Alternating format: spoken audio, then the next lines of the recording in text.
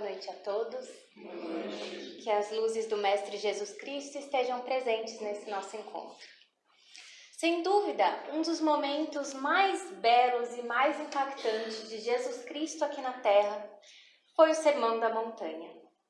E nesse sermão, além de tantas coisas lindas e belas e tantas orientações dos céus que ele trouxe para nós, ele trouxe para nós as bem-aventuranças. E dentre elas, nós vamos falar um pouquinho hoje à noite sobre a bem-aventurança dos mansos e dos pacíficos.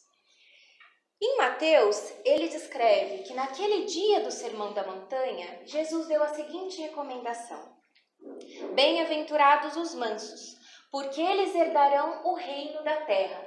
E vejam, o reino da terra e não o reino dos céus. E ele disse mais. Ele disse, bem-aventurados os mansos e pacíficos, porque eles serão chamados filhos de Deus. E aí Jesus veio então trazer a sua lei de amor para nós, e ele também recomendou nesse dia no Sermão da Montanha. Ele disse o seguinte: não matarás. Todo aquele que matar merecerá ser condenado. Mas também aquele que se encolerizar, que é a mesma coisa que se irritar contra o seu próximo, contra o seu irmão, também merecerá julgamento. E aí Jesus então nos diz que aquele que disser ao seu irmão raca, que na época era como se fosse um xingamento, né? Era o xingamento da época, era comparado a um homem tolo, desprezível, estúpido, ele merecerá ser condenado.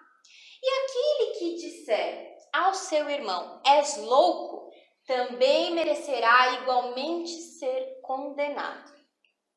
E quando a gente vê tudo isso, a gente consegue perceber que Jesus faz o quê, né, nesse momento? Ele equipara para nós, matar o seu irmão merecerá julgamento, mas também xingar o nosso irmão também merecerá igual julgamento. E tem coisas, às vezes, que aos nossos olhos podem parecer menos prejudiciais, como o fato de xingar. Se eu perguntar aqui a todos, o que vocês acham que é pior, xingar ou matar? Eu tenho certeza que a maioria vai falar, matar é pior.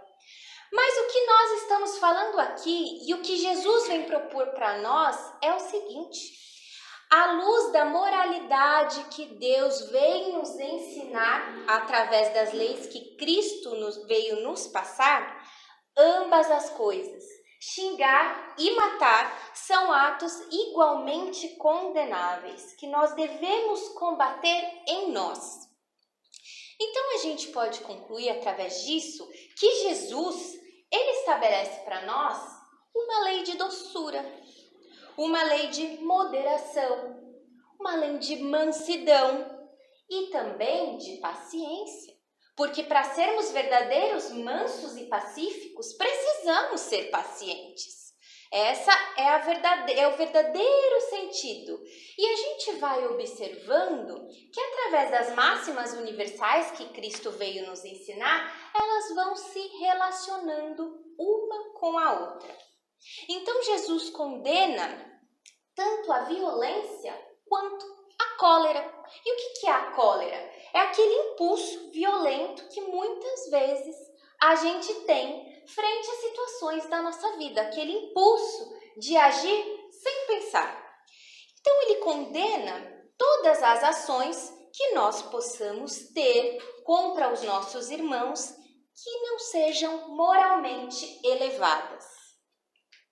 Jesus condena até mesmo o xingamento ao nosso irmão. E por que ele condena isso? Porque isso é uma ofensa à benevolência recíproca e à fraternidade, que é o que ele vem nos propor.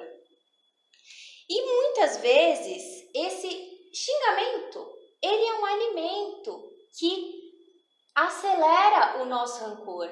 E muitas vezes as coisas começam de um pequeno xingamento, de uma pequena ação que a gente faz contra o nosso irmão. É muitas vezes um combustível que alastra os nossos piores sentimentos.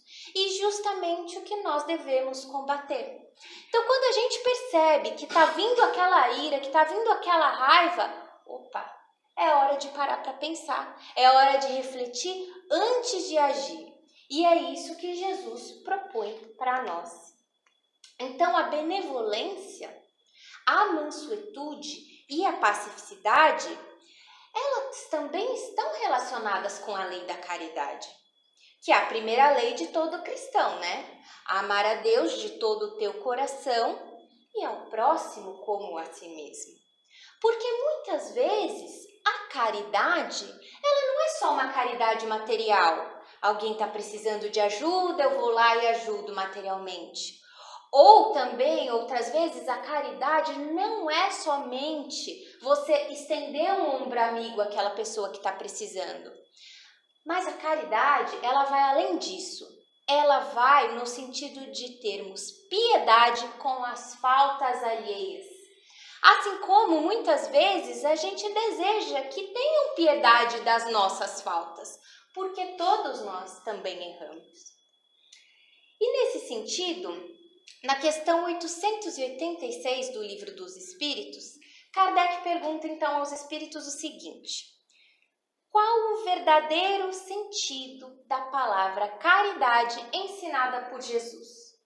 E os espíritos respondem: é a benevolência para com todos, indulgência com as imperfeições alheias e perdão das ofensas. E se a gente olhar tudo isso, benevolência para com todos, indulgência com as imperfeições alheias e perdão das ofensas, isso não é senão um ato de mansuetude e de pacificidade da nossa parte? E Kardec coloca nessa questão uma nota apontada por ele. E ele diz que o amor e a caridade são complementos da lei da justiça. Então, as máximas universais de Cristo, elas sempre vão andar juntas.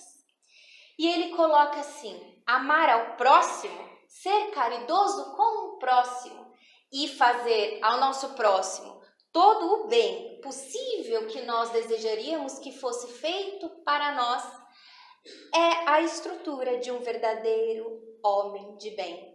Porque o verdadeiro homem de bem, ele procura elevar o inferior aos seus olhos para diminuir a distância entre eles. E nesse sentido, quando a gente para pensar assim, poxa, bem-aventurados os mansos, porque eles possuirão o reino da terra. O que será que Jesus quis dizer com o reino da terra? Um espírito dessa grandiosidade que veio aqui nos mostrar a vida espiritual, nos desvendar os bens dos céus, o que ele quis dizer com promessa de reino da terra? E aí a gente pode pensar a primeira coisa, né? A gente, até que a gente atinja os bens dos céus, a gente inegavelmente precisa dos bens da terra para viver. Mas a recomendação de Jesus é que a gente não dê mais importância aos bens da terra do que aos bens do céu. Porque a gente tem que lembrar que a nossa jornada na terra, embora estejamos na matéria, é uma jornada espiritual. Estamos todos aqui para evoluir espiritualmente na escala de evolução dos espíritos. E aí eu fico pensando, quanto tempo da nossa vida, considerando que Jesus veio nos propor essa visão espiritual da nossa vivência aqui na Terra, quanto tempo nós gastamos à procura dos bens da Terra? E quanto tempo nós gastamos modificando a nossa conduta, que é o que verdadeiramente vai nos levar aos bens dos céus? A ideia que Jesus Cristo vem nos passar é que a gente olhe mais para essa vida espiritual que continua, independentemente da gente estar aqui na matéria. Mas quando Jesus condena a busca exclusiva dos bens terrenos, ele deixa claro que os bens aqui da terra, que até então são privilégios de poucos que têm em excesso, enquanto os muitos têm em escassez, um dia serão todos repartidos. Porque ele diz que a justiça será feita, assim na terra como nos céus. E ele diz mais, os mansos e pacíficos serão chamados filhos de Deus, assim como ele era chamado filho de Deus. Então, quando houver por completo aqui na terra o império da lei de amor que Jesus veio nos ensinar, não haverá mais a exploração do mais forte ao mais fraco. E assim será a terra. Mas nós espíritas sabemos que há vários mundos habitados. Porque como está no capítulo 3 do Evangelho, há várias moradas na casa do nosso Pai. E dentre esses mundos, existe a progressão dos mundos que Kardec coloca para nós na obra Gênese. E ele diz o seguinte: existem os mundos primitivos, que são os mundos destinados às primeiras encarnações dos espíritos. Existem os mundos de provas e expiações, que é a nossa terra, onde o espírito está ali para expiar faltas do passado e para provar sua fé, para passar por provas ali naquele momento. Existe o mundo de regeneração, onde é um mundo em que ainda existe o mal, mas o bem se sobrepõe a ele. Então, de certa forma, é um descanso merecido aos espíritos que estão passando por muitas encarnações no mundo de provas e expiações. E aí nós temos os mundos felizes, como o próprio nome diz, aqueles mundos onde habitam espíritos felizes, e os mundos celestes, que são os mundos destinados às encarnações de espíritos de altíssima envergadura. Então, quando Jesus nos promete o reino da terra, ele quer dizer exatamente isso. O nosso mundo de provas e expiações, que estamos aqui há tanto tempo reencarnando, ele ainda será um lugar melhor para nós habitarmos, porque ele ainda será um mundo de regeneração. E nós estamos rumando para essa transição planetária. O planeta Terra sairá de provas e expiações e passará para a regeneração. E será um descanso merecido para nós que estamos tanto tempo aqui encarnando. E aí os espíritos, como que isso funcionará? Os espíritos que estão então compatíveis com a vibração desse mundo de regeneração, eles aqui ficarão e continuarão suas encarnações, herdarão o reino da terra. Mas os espíritos que não estão moralmente compatíveis com essa nova vibração da terra, eles serão encaminhados para mundos onde seja compatível com a sua vibração, sua elevação moral. E aí a gente pode pensar, mas quando isso vai acontecer? Isso vai acontecer quando nós, espíritos que aqui habitamos, ou espíritos que estamos ligados ao planeta Terra, deixarmos invadir o nosso coração com a pacificidade, com a mansuetude, para com os nossos semelhantes, que é fruto do amor ao próximo. E por isso que Jesus veio lá no passado nos dizer: bem-aventurados os mansos e pacíficos, porque quando nós formos verdadeiramente mansos e pacíficos, nós herdaremos o reino da terra. E aí com essa explicação que o Evangelho segundo o Espiritismo nos dá, quem aqui não quer herdar o reino da terra? Porque eu quero. E nesse sentido, então, como que a gente pode de fato fazer para ser mansos e pacíficos? Porque a gente já sabe que os mansos e pacíficos herdarão o reino da terra, mas como colocar isso em prática? Porque muitas vezes o que Jesus nos ensinou, a dificuldade está em praticar. É muito bonito, a gente lê, a gente compreende, a gente fala, nossa, essas palavras são de fato iluminadas, mas nós precisamos da prática. E aí na obra Jesus no Lar, escrita por Neio Lúcio, psicografada pelo Chico Xavier, existe uma passagem que ele coloca lá e Jesus explica para nós o que ele quis dizer com a mansuetude própria aqui dos bem-aventurados mansos e pacíficos que herdarão o reino da terra.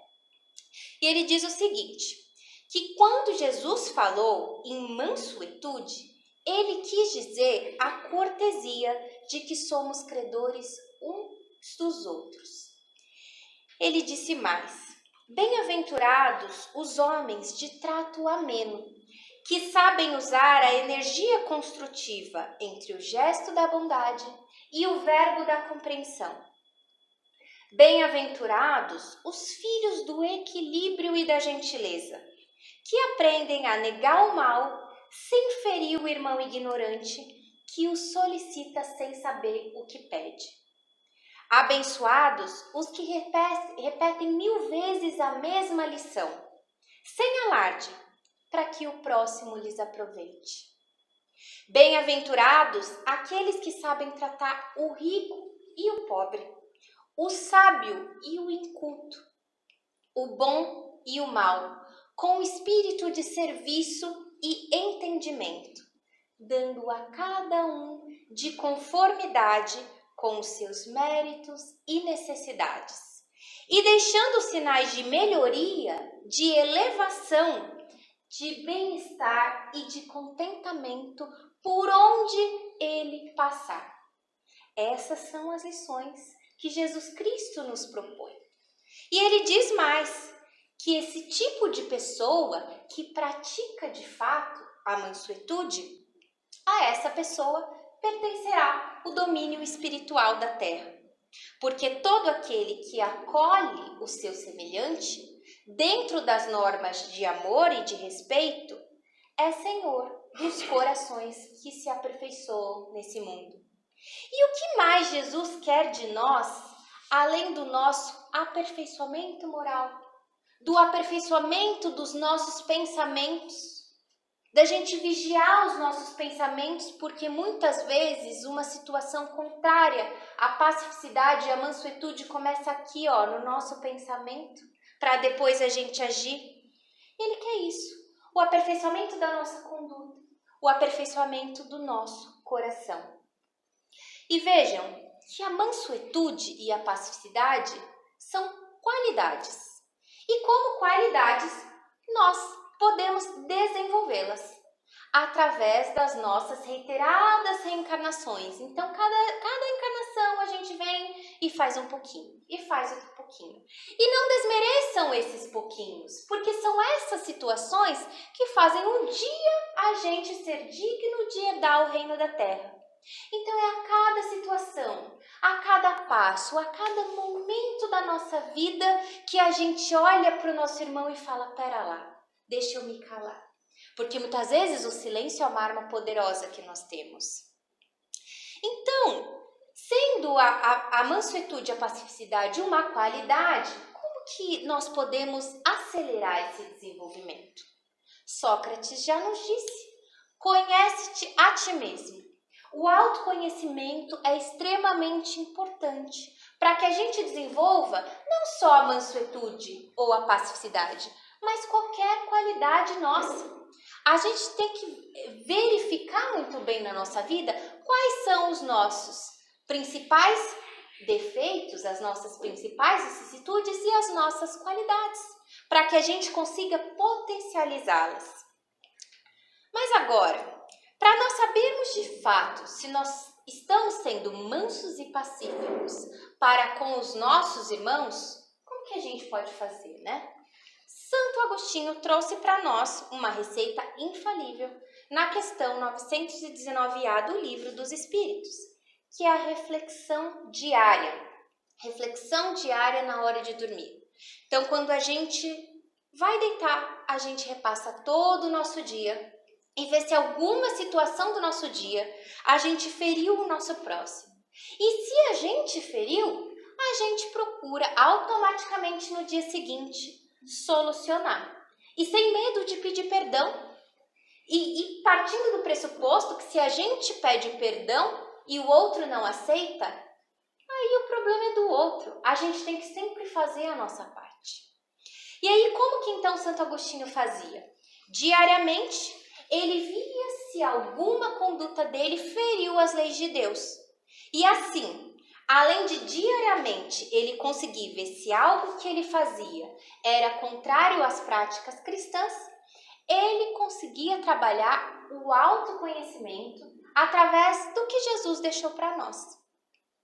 E isso nada mais é do que trabalhar a benevolência em nós, que produz a afabilidade e a doçura, que são as formas como a pacificidade e a mansuetude se manifestam na nossa vida.